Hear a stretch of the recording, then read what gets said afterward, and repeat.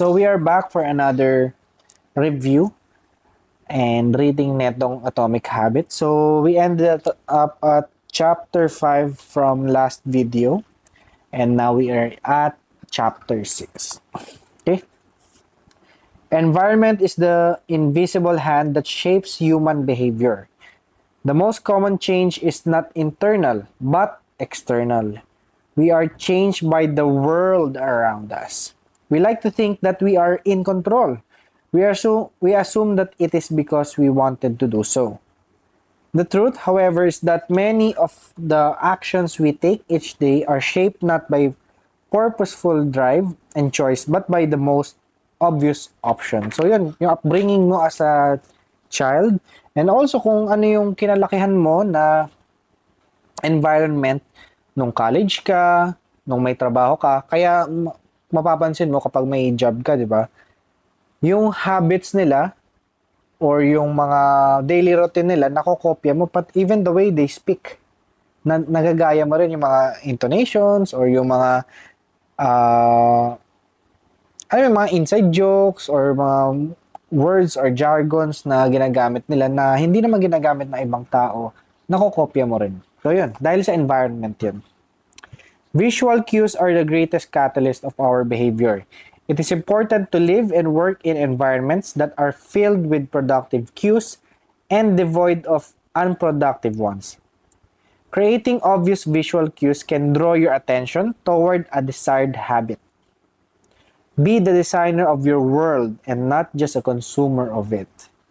So wag ka puro pitas lang ng pitas ng kung anong habits from other people, but rather you are the one who's going to design kung ano yung mga gagawin mong habit para maging productive ka. If you want to remember to take your meditation, put your medication, put your medicine directly next to the faucet on the bathroom counter. So in-apply ko rin to recently. Kung napapansin nyo, medyo humaba na yung mga baby hair ko. It is because of this one. Trinoxasteride. Ko lang kung kita. Yan. So, this is Trinoxasteride 20++. So, nabili ko to sa TikTok. And yeah, dati yung baby hair ko, hindi talaga siya malabas. But now, as you can see, sobrang itim na niya. And yun, going back sa habit, ang ginawa ko lang is, after ng toothbrush, nag-stack ako ng habit. After mag-toothbrush, maglalagay ako niyan automatic. After maligo, maglalagay niyan ako automatic. And yan, naging habit ko na siya. And yan, kumapal naman siya. Dati, meron akong biniling minoxidil, pero hindi ko siya naging habit. Nakakatamad eh. Tsaka yun nga, di ba, depression, kailangan mong pindutin para may tumulong juice. But this one is roll-on. So yun, make it desirable or make it easy para ma-build yung habit. So yun nga, nangyari. Na-build yung habit and nakita naman yung effect. So, Trinoxasteride. Yan. If you want to drink more water, fill up a few glass or flask and place them in common locations around the house. So, ito yung example, but in our own experience, ang ginawa namin is bumili kami ng water dispenser. So, kasi 'di ba, ang common is yung may faucet na kulay blue. Tapos pupunuin mo yung pitchel, tapos papalamigin mo sa ref. But ayun nga, too much effort siya eh. Di ba sabi dito, so from the previous chapters, if it's too taxing or too tolling or too exhaustive to do it, you will not do it. Pero, since meron kaming water dispenser, so pwede ng cold, pwedeng hot, pwedeng maligamgam. So, it eliminates yung kailangan mo pang kumbaga mag-igib sa at punuin yung pitchel tapos palamigin pa bago mo siya mainom. But with this one, malamig na siya. Di ba? So, nandun na yung habit. Igaganon mo na lang, ang dali na, inumin mo na. Naparami ka na ng inom. So, good thing din yun. Actually, yung sa interview nga with Arya, tinanong ko ano yung favorite drink niya. Ang sagot niya, water. Which is nakakatuwa. Ibig sabihin, ako, napasa ko yung habit ko ng pag-iinom ng tubig doon sa anak ko. So, healthy. Chapter 7. Perseverance, grit, and willpower are essential to success. But the way to improve those qualities is not by wishing you were a more disciplined person, but by creating a more disciplined environment. The people with the best self-control are typically the ones who need to use it the least. Tama nga naman. Kasi, bakit mo i-impose yung sarili mo for self-control if hindi mo naman pala kailangan?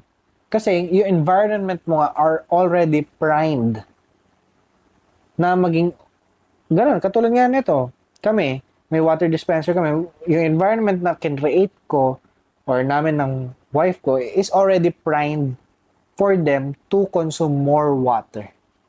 So, hindi na nila kailangan mag-self-control na, ay, mag-juice na lang ako rather than water. Mag-soft drinks na lang ako rather than water. Kasi primed na yung environment na nandyan na. Gaganunin mo na lang. It's a no-brainer. It's already automatic. Hindi mo na kailangan magpalamig pa. So, wala rin siya lang makikitang juice or soda.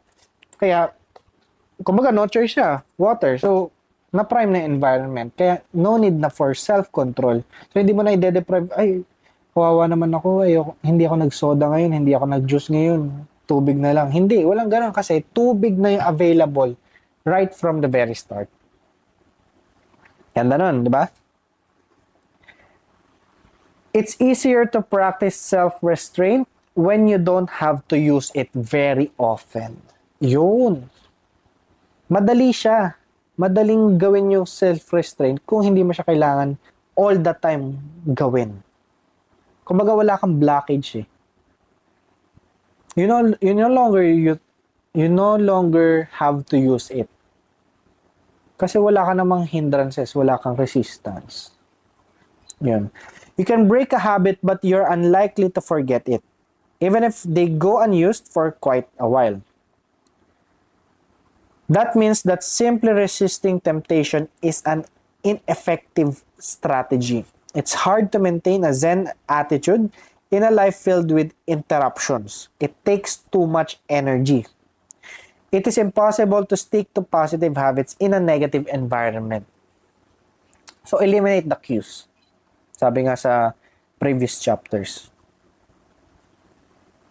Ba't ka matitempt kung wala namang nakakatempt? Diba?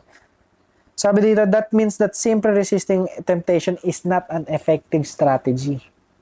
Kasi you are constantly exerting effort para pigilan yung sarili mo. And nakakapagod siya. And eventually, magbe-breakdown ka. Eventually, you think to yourself, minsan lang naman eh. Yun yung destructive, yung minsan lang naman. Ganda talaga ng librong to. It's hard to maintain a Zen attitude in a life filled with interruption. Ang hirap na mag-focus ka sa isang habit na hindi ko to gagawin. When you are constantly being attacked or being tempted to do the things that you don't want to do. So, eliminate the cues talaga ang sagot. Sabi nga nila, how to eliminate lustful thoughts. Okay? Or how to fight. Ito How to fight lustful thoughts. Yun yung sabi, how to fight. First thing, you don't fight it. Isipin mo na lang, parehas kayong boxer, ikaw, and then yung lustful thought. You don't have to fight it if you don't go into the boxing ring. You run away as fast as possible, as far away as possible. That's how you fight. By being away from the temptation. Kasi kapag nandun ka na, ang hirap na i-resist eh. Too much effort, too much energy na to resist. So, just turn a blind eye sa mga bagay na makaka-distract sa'yo. Ganda lang, di ba? First thing, to fight it, don't fight it. Run away from it. A more reliable approach is to cut bad habits off at the source. Reduce exposure to the cue that causes it. Okay? Leave your phone in another room for a few hours. Kung gusto mo matigilan yung pag-i-scroll, doom scrolling.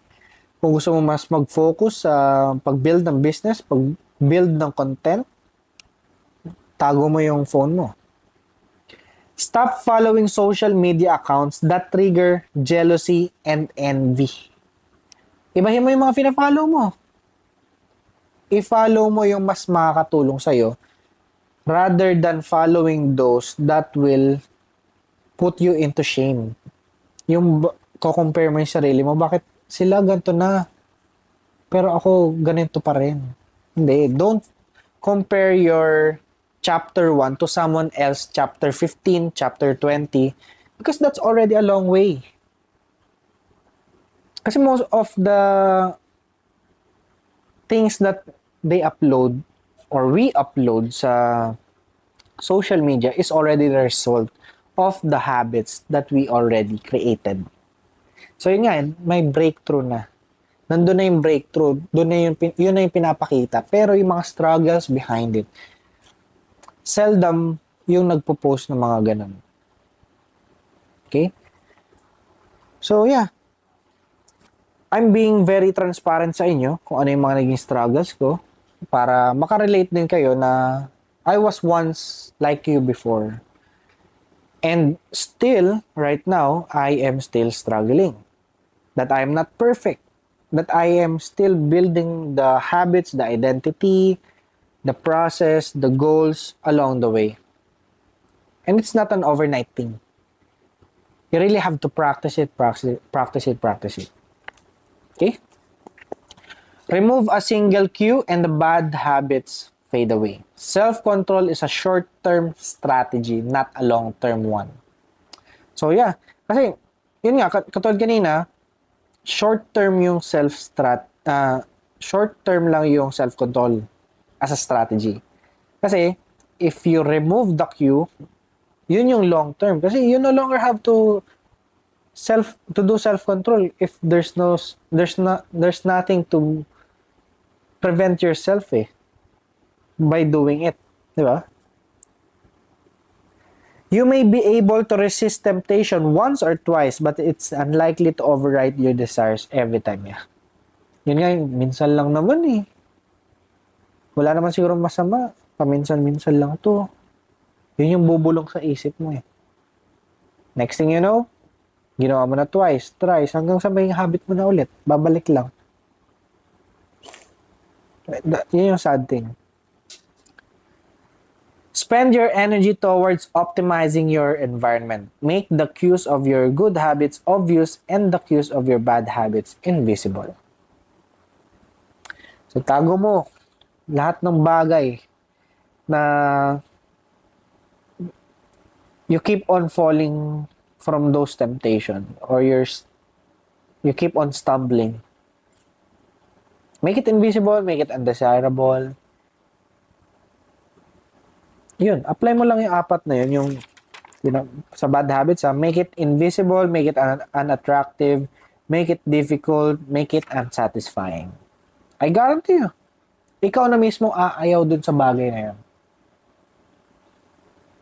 Kasi as long as na nakukuha natin yung pleasure out of that bad habit, mas lalo natin gina-justify eh. So, if we remove the cue, if we remove the opportunities na gawin yung mga masamang bagay na yun, we no longer have to do self-control. Kasi wala na sila eh. And it will be easier for us. So yun. Kung you're struggling with porn, siguro, number one, don't do it alone. Don't do it alone. Don't let yourself be in a situation na you are always alone. Kasi yun lang naman eh. Kaya mo bang manood ng porn ng may ibang tao? Siguro eh. Oo, pero yung mag-masturbate ka habang nanonood ng porn, lahat ng marami nakakita, di ba? You can't do it. Grabe ka na kung kaya mo in public. May sakit ka na. Yun. Siguro, kapag mag-isa ka na, lumabas ka, maghanap ka ng kaibigan mo. Okay? And then, umuwi ka kapag pagod ka na, matutulog ka na lang, di ba? Ano pa ba? Unfollow mo sa social media yung mga thirst traps para walang puputok sa utak mo na desires. Be with your family. Isipin mo ano yung mga negative consequences kapag na-addict ka pa sa ganun. Kaya mo bang manood ng porn na naririnig ng anak mo? Siyempre hindi, di ba? Kasi alam mo sa sarili mo na hindi pwedeng malaman ng bata yon and hindi siya magandang gawin. Either matanda ka or bata. Basta isipin mo lang kung ano yung mga yung hindi mo kayang gawin in front of your family and friends. Huwag mong gawin. If kinakahiya mo yung sarili mo pag nalaman ng ibang tao yung ginagawa mong kasalanan o yung bad habit na yun, tigilan mo na. If sa tingin mo magbabago yung tingin sa'yo ng pamilya mo, ng anak mo, ng kaibigan mo, ng best friend mo, nanay, tatay mo dahil dun sa habit na yon, tigilan mo na. It's not worth it. Kung hindi mo kayang ipagmalaki sa ibang tao. Sabihin, masama yung ginagawa mo. Di ba? Yun lang yun eh. Bakit kailangan mo itago? Kung magandang bagay naman pala siya. Yun lang. Let go of the things na hindi mo kayang ipagmalaki.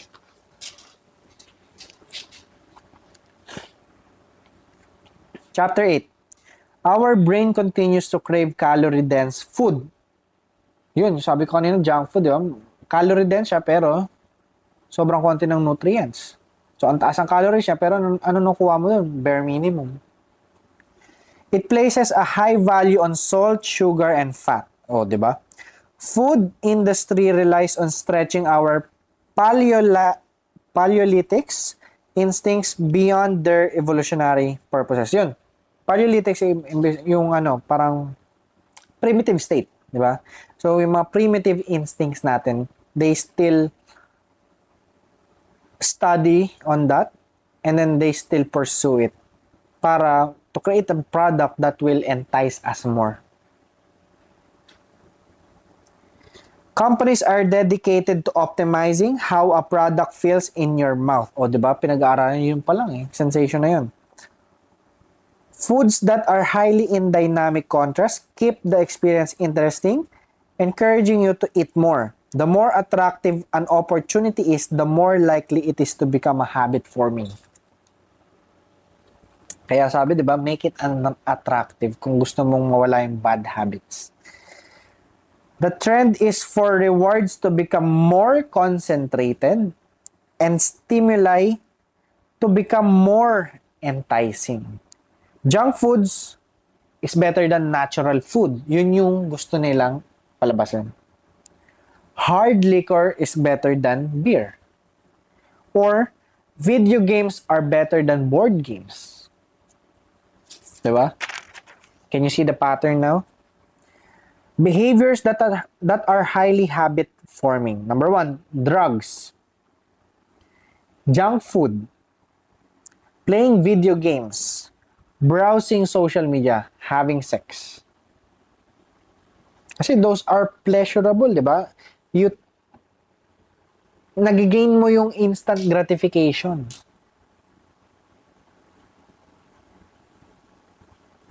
Kaya yun yung piniperso nila. Yun yung inaatake nila para kikita sila eh. Pag ginawa mong habit, nabaliw ka, na-addict ka, araw-araw na part na ng lifestyle mo, sino mas panalo? Sila. Nabuo na yung habit mo eh. So, naging frequent customer ka na. Frequent buyer ka na nila. Dahil dun sa stimulus na piniperso niya from our primitive instincts. Kasi hindi naman nagbago eh. Nagbago lang yung technology, pero yung mga instincts natin, nandun pa rin eh. Yung gusto natin ng instant gratification, yung sarap, yung pleasure, yung visual, same lang yan eh.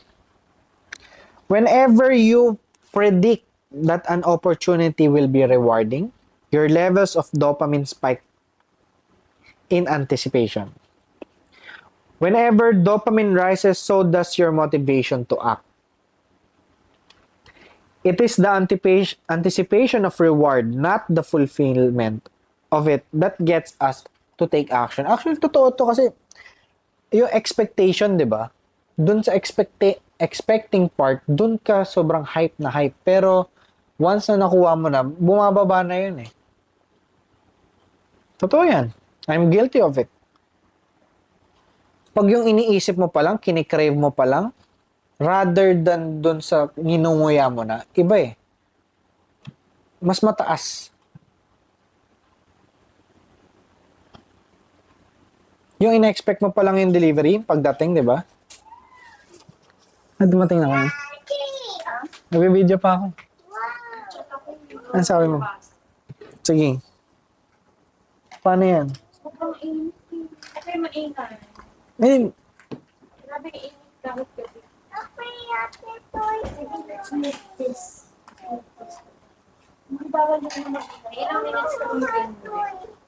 bigyan mo pang 5 minutes. 5 minutes? Ah. Sa kami? Yeah. Arya, let's go out. Saan? Oh, saan? Mama, going. Sa baba. Sa baba lang, ano ba yan? Eh, kailangan lang mag-video ni Daddy. Wala na siyang Wala i-up. sa bed tayo. Hindi. Maingay. Kaya nyo, hindi kayo magsasalita. Hindi, doon na sa labas na. Halika na, halika na. Come here later. 5 minutes lang, quick. Quick lang, come on, come on.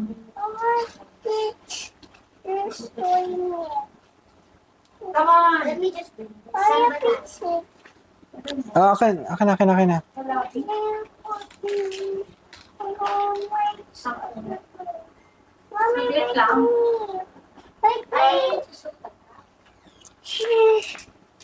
Here, Daddy. Mommy. Kay mami.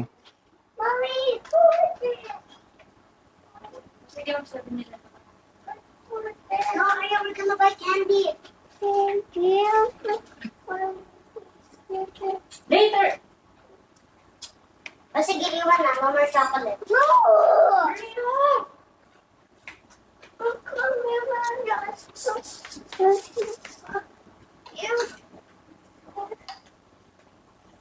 up. Hurry up. No more chocolate. Ah, Mommy. Huwag mo binili sa ayaw ng chocolate.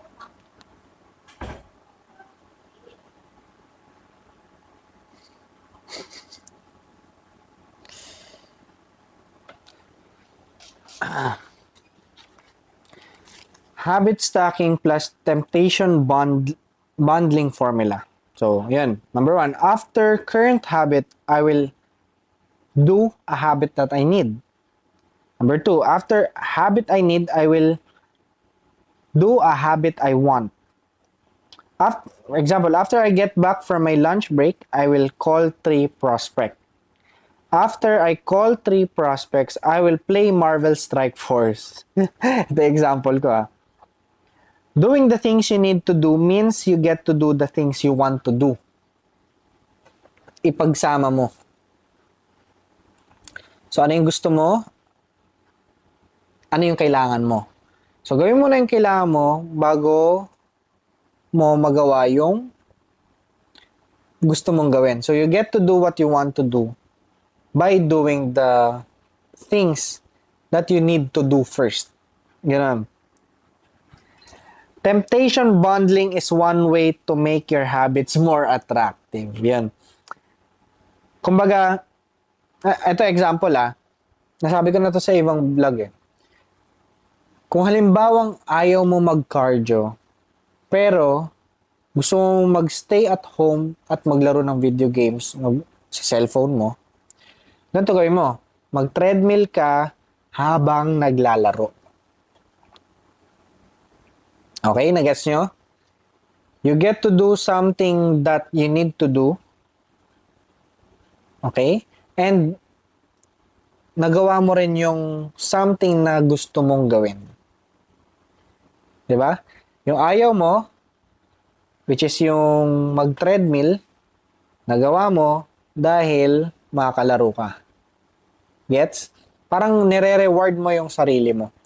Okay? So, sabi mo, okay, maglalaro ako habang nag-treadmill. So, 2 birds in 1 stone. Chapter 9. We imitate the habits of 3 groups in particular. Number 1, the close. We pick up habits from the people around us. The closer we are to someone, the more likely we are to imitate some of their habits. Our friends and family provide a sort of invisible peer pressure that pulls us in their direction. One of the most effective ways to build a better habit is to join a culture where your desired behavior is the normal behavior. For example, yun, yung mga fandoms, K-pop. So, you wanna be closer to those people kasi gusto mong ma-normalize yung pagkabaliw mo sa mga K-pop idols.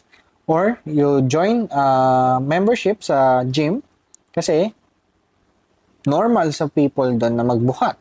Normal doon na maging healthy. Diba? New habits seem achievable when you see others doing them every day. Yun. Your culture sets your expectation for what is normal. Surrounded by fit people will give you working out is the common habit. Surrounded by gamers, playing is the common habit. Belonging to the tribe is the best way to sustain motivation because change and growth is no longer a personal pursuit. The shared identity begins to reinforce your personal identity. This is why remaining part of a group after achieving a goal is crucial to maintaining your habits. Number 2, the many. There is evidence in numbers. There is tremendous internal pressure to comply with the norms of the group. The reward of being accepted is often greater than winning an argument, looking smart, or finding the truth. Yun, kasi diba, kaya nga minsan, hindi na lang tayo sumasagot eh. Kasi, okay, sige, yaman siya kaysa magkasamaan tayo ng loob. Yun. Most days, we'd rather be wrong with the crowd than be right by ourselves. So, yun yung makikita mo rin, ma-observe mo sa mga political groups. Diba? Mas ina-accept nila kahit sa tingin nila may mali kesa magmukha silang mali sa mga taong nakararami. Okay? Running against the grain of your culture requires extra effort. Yun. Mas mas mahirap siyang gawin kasi it will take you so much argument, so much explaining para maparating mo sa kanila na mali sila, tama ka. Number 3, the powerful. Humans everywhere pursue power, prestige, and status. We want president or partner in our titles. Diba? Ang dami ngayon gusto CEO. Diba? We want to be acknowledged, recognized, and be praised. Historically, a person with great power and status has one, access to more resources, which is true. Two, worries less about survival. Three, proves to be a more attractive mate. We are drawn to behaviors that earn us respect, approval, admiration, and status. Kaya ang dami ngayon gusto maging famous, di ba? Dahil ito yung mga makukuha nila. Gusto lahat maging celebrity. Gusto lahat maging politician. Ito yung mga makukuha eh. Once we fit in, we start looking for ways to stand out. Many of our daily habits are imitations of people we admire. We imitate people we envy. We are also motivated to avoid behaviors that would lower our status. Okay? Actually, mahaba-haba tong usapan na chapter 10. So, let's put it on the next video para mas mahimay natin siya. Actually, maganda yung yung chapter 10. Bigyan ko lang ngayon ng snippets, okay? So, tungkol to sa where cravings came from. Ang habang usapan yan. Okay? Tapos, how to reprogram your brain to enjoy hard habits. Exercising, studying, di ba? Motivational rituals. Maganda tong chapter 10 and we will dive deeper in this chapter para mas marami tayong matutunan. So, yeah. Again, sana mas marami kayong natutunan ngayon and hindi lang matutunan, kundi mas marami kayong ma-apply sa buhay nyo. Kasi knowledge should be used and applied in real life. Kapag yung knowledge, narinig mo lang, lalabas lang sa tenga mo yan. Kapag hindi mo in-apply. So, yeah. Hope meron kayong natutunan and see you on the next video. Thank you for watching.